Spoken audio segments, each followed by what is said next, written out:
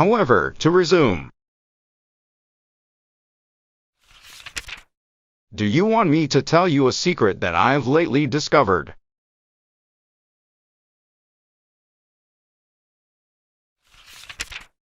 And will you promise not to think me vain?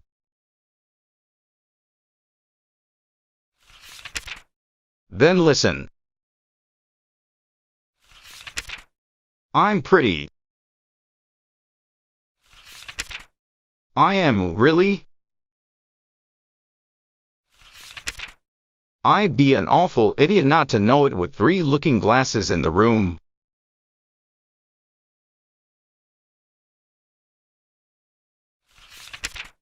A friend.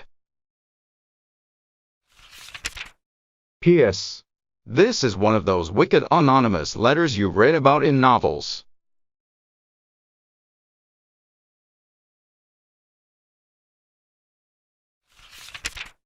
'20th December. Dear Daddy Longlegs.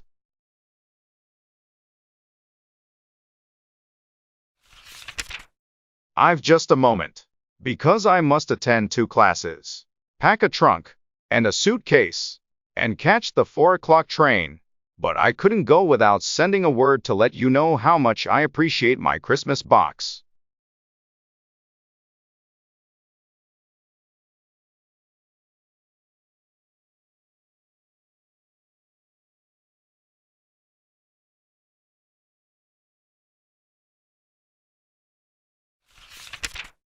I love the furs and the necklace and the Liberty scarf and the gloves and handkerchiefs and books and purse. And most of all, I love you.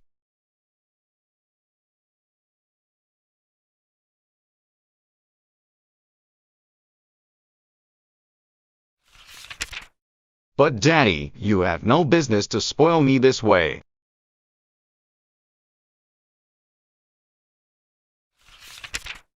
I'm only human, and a girl at that.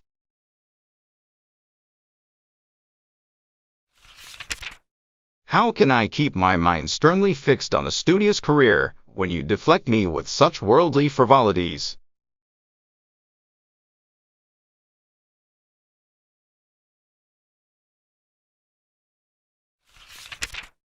I have strong suspicions now as to which one of the John Grier trustees used to give the Christmas tree and the Sunday ice cream.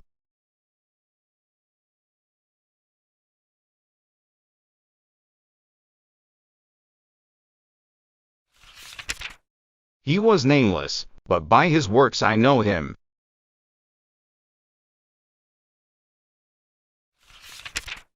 You deserve to be happy for all the good things you do.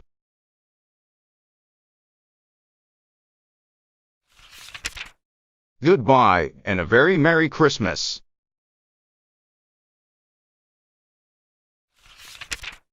Yours always, Judy. P.S. I am sending a slight token to.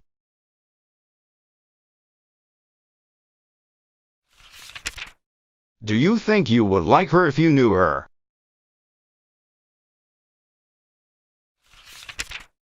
'11th January. I meant to write to you from the city, Daddy, but New York is an engrossing place.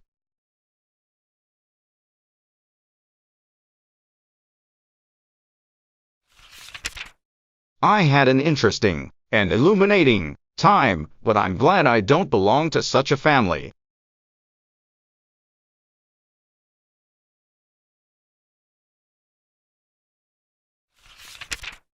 I should truly rather have the John Grier home for a background.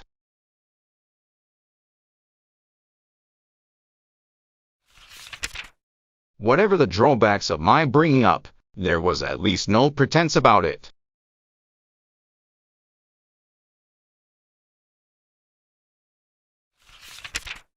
I know now what people mean when they say they are weighed down by things.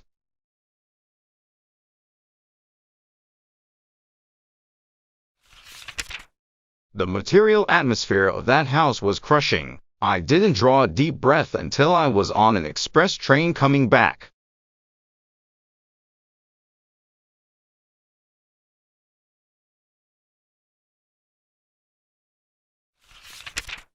All the furniture was carved and upholstered and gorgeous. The people I met were beautifully dressed and low-voiced and well-bred. But it's the truth, Daddy.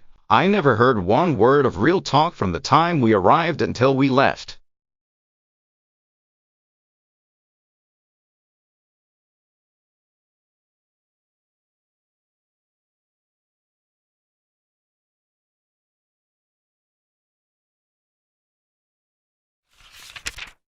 I don't think an idea ever entered the front door.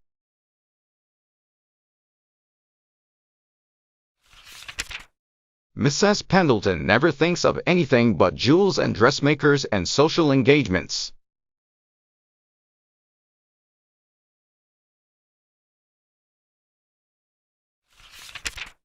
She did seem a different kind of mother from Mrs. McBride.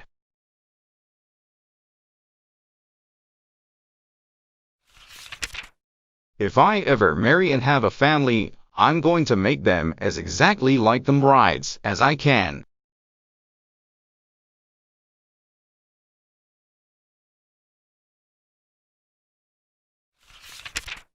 Not for all the money in the world would I ever let any children of mine develop into Pendletons.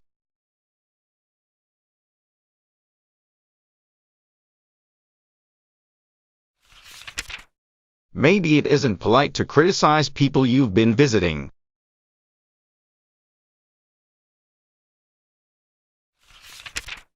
If it isn't, please excuse.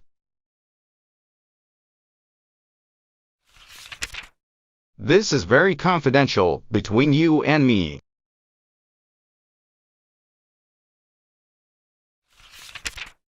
I only saw Master Jervy once when he called at tea time, and then I didn't have a chance to speak to him alone.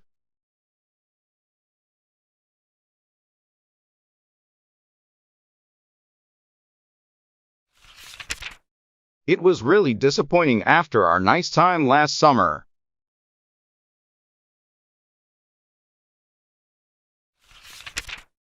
I don't think he cares much for his relatives, and I am sure they don't care much for him.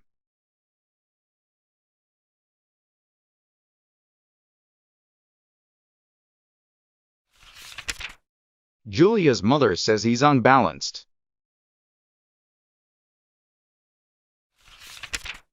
He's a socialist, except, thank heaven, he doesn't let his hair grow and wear red ties.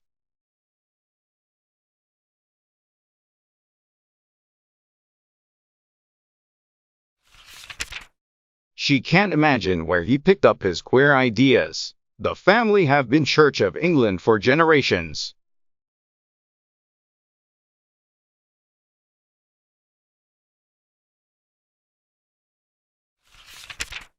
He throws away his money on every sort of crazy reform, instead of spending it on such sensible things as yachts and automobiles and polo ponies.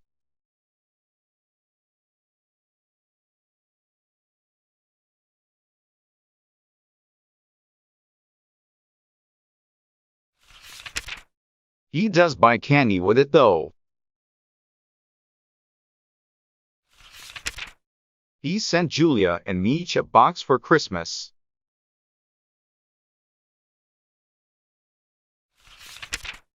You know, I think I'll be a socialist too.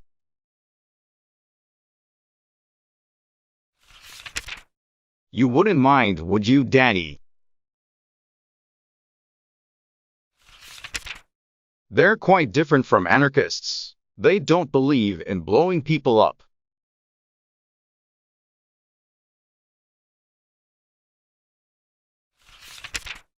Probably I'm one by rights. I belong to the proletariat.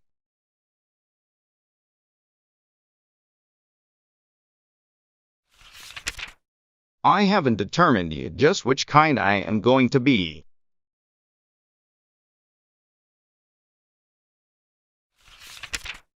I will look into the subject over Sunday and declare my principles in my next.